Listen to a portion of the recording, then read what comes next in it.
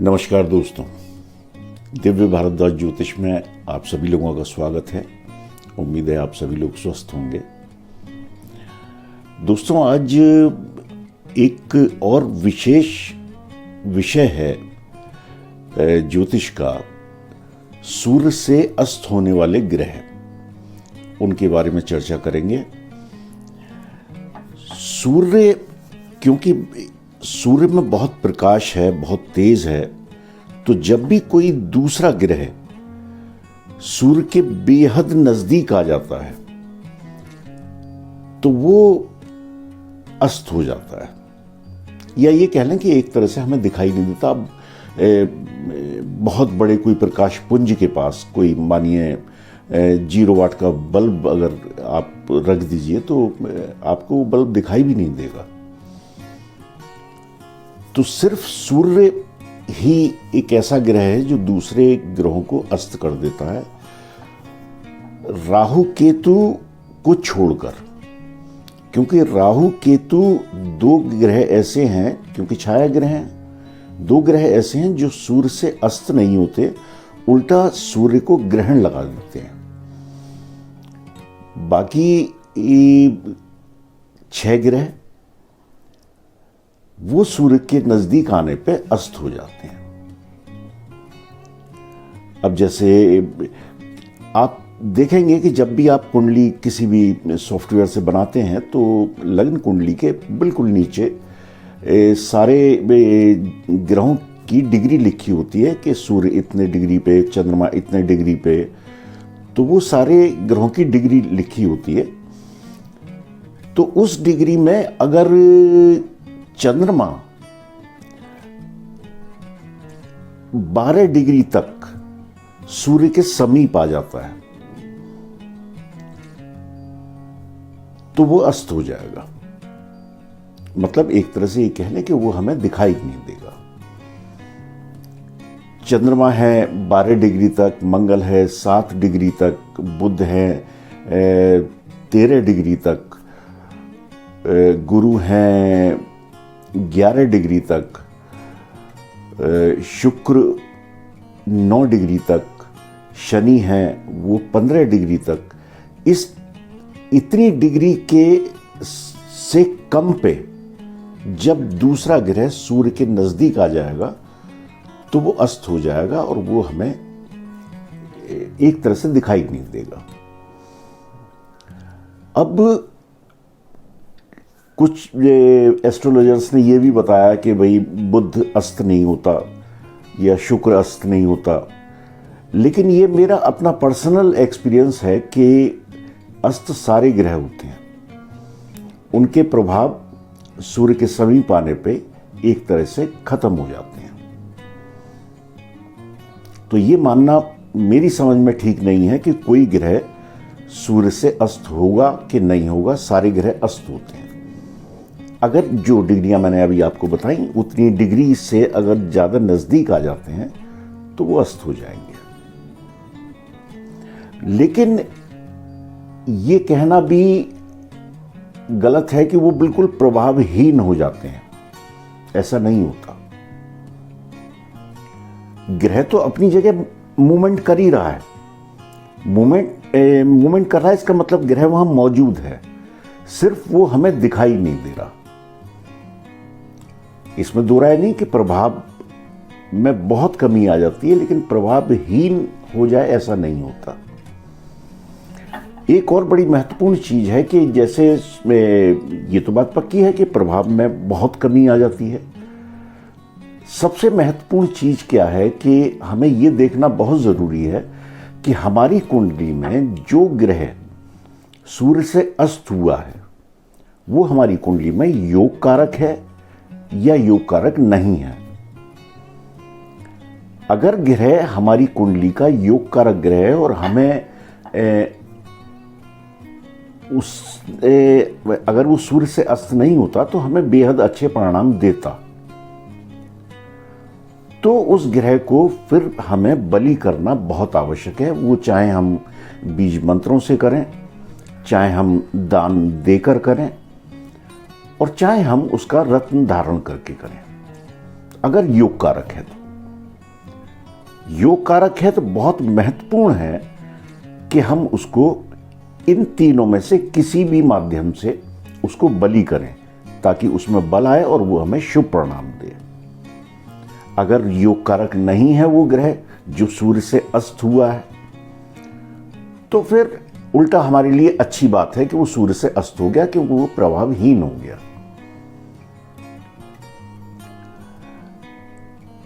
अब ये किस तरह से ये अस्त होते हैं, तो ये अभी हम एक अपने बोर्ड के माध्यम से समझाने का प्रयास करते हैं। तो आइए समझते हैं इसको।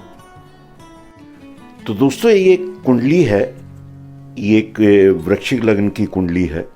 इस पे हम इसे समझने का प्रयास करते हैं।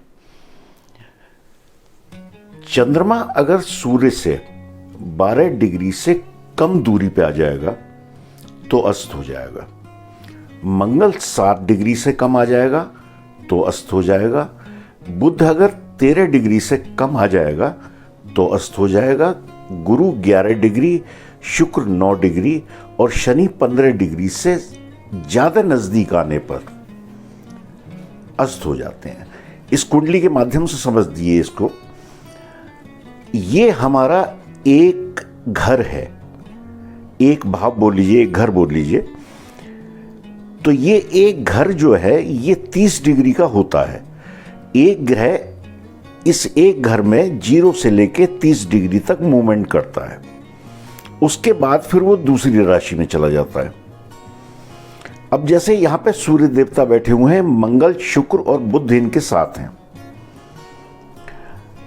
यहां पे ये मानिए कि अगर किसी वजह से सूर्य है 15 डिग्री पे, जब भी आप कोई भी कुंडली सॉफ्टवेयर से बनाएंगे तो उसके लग्न कुंडली के बिल्कुल नीचे लिखा हुआ होता है कि सारे ग्रहों का आपको मान दिया होगा कि कौन ग्रह कितने डिग्री पे है। तो सपोज करिए कि सूर्य है 15 डिग्री पर और बुध है 20 डिग्री पर। तो दोनों का डिफरेंस कितना हुआ? ये सूर्य 15 डिग्री पर और बुध 20 डिग्री पर, दोनों का डिफरेंस हुआ 5 डिग्री। जबकि 13 डिग्री तक बुध अस्त हो जाते हैं। इसका मतलब यहां पे बुध अस्त हो जाएंगे।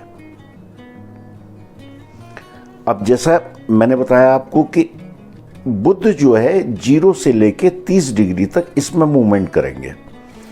अगर किसी वजह से ये बुध यहां ना होते, यहां से हटा लीजिए, बुध यहां नहीं है और बुध यहां पे है,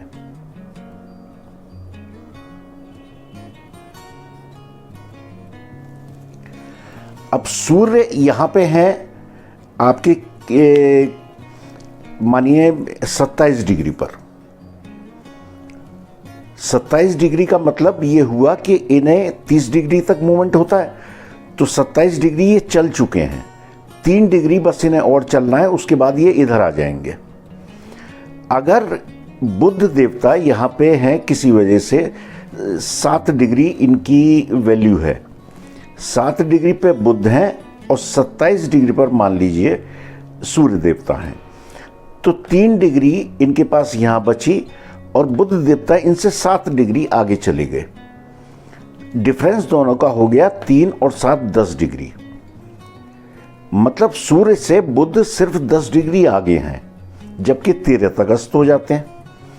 तो इस घर में बैठने के बाद भी बुध देवता अस्त हो जाएंगे। ये हम किसी भी घर में समझ सकते हैं, मैं आपको लग्न पे समझा रहा हूं, लेकिन कहीं भी हो सकते हैं। सूर्य यहां हो सकते हैं, आगे दूसरे ग्रह हो सकते हैं, लेकिन डिग्री वाइज अगर ये इस वैल्यू से कम दूरी है उनके बीच में। अब सपोज बुध यहां नहीं होते, बुध इस घर में होते,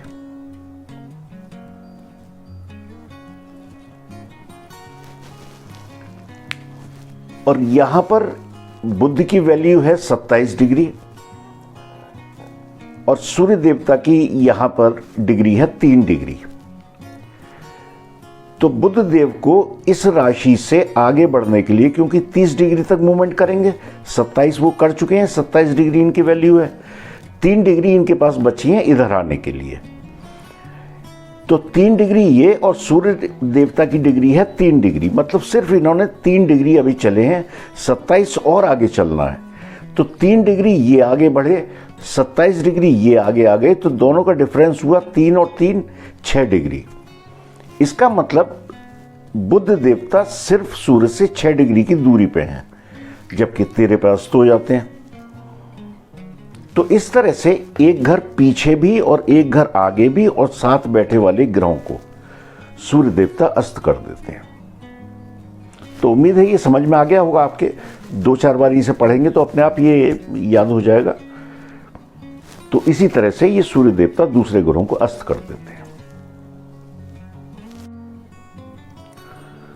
तो दोस्तों, आपने देखा कि किस तरह से सूर्य जो है, सूर्य के समीप जब कोई ग्रह आ जाता है, वो चाहे बेशक अगली राशि में हो या उससे पिछली राशि में हो, तो सूर्य में ताकत है उस ग्रह को अस्त करने की। अगर वो डिग्री वाइज, जो अभी आपके को मैंने बताई कि उतनी डिग्री से ज़्यादा समीप आ गया, तो वो अस्त हो जाएगा।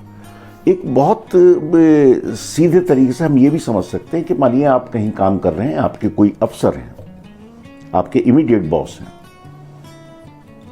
और उनके भी जो बॉस हैं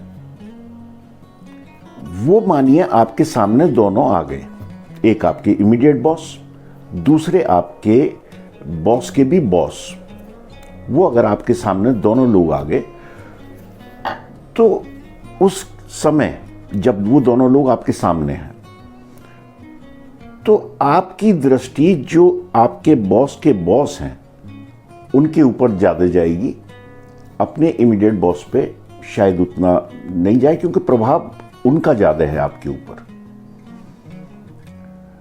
जबकि होता क्या है कि आपको बना के दोनों से रखनी है, जो आपके इमीडिएट बॉस हैं उनसे भी और जो आपके सुपीरियर हैं उनसे भी। लेकिन सबसे ज़्यादा, क्योंकि आप इमीडिएट कांटेक्ट में अपने इमीडिएट बॉस के ही आते हैं, तो ऐसा नहीं कि आप उनसे बिगाड़ के और सुपीरियर से जाके डायरेक्ट बातचीत कर लें, क्योंकि जो आपके इमीडिएट बॉस हैं उनके हाथ में पावर है आपको रगड़ने की। अगर कहीं मौका लगा तो फिर रगड़ देंगे वो आपको। तो आपको दोनों से तालमेल मिला के चलना होता है। अगर जैसे आपके जो बॉस हैं किसी वजह से वो आपसे नाराज हैं, तो किसी भी माध्यम से आपको उनसे सुलह करके चलनी पड़ेगी। अब जैसे मानिए उनको आप अस्त ग्रह मान लीजिए उस टाइम के लिए, उस कुंडली के लिए, जब वो आपके सामने हैं दोनों लोग, उस समय के लिए उनको अस्त ग्रह मान लीजिए। तो आप दान पुण्य से, बीज मंत्रों से आप जो है उनको या रत्न धारण कर लीजिए। तो उनमें पावर देनी जरूरी है, ताकि उनमें पावर आए और वो आपको शुभ परिणाम देने शुरू करें। सब्सक्राइब जरूर कीजिए, बेल आइकॉन जरूर दबाइए, कमेंट जरूर करिए। इसी के साथ अपने प्रोग्राम को विराम देते हैं। नमस्कार।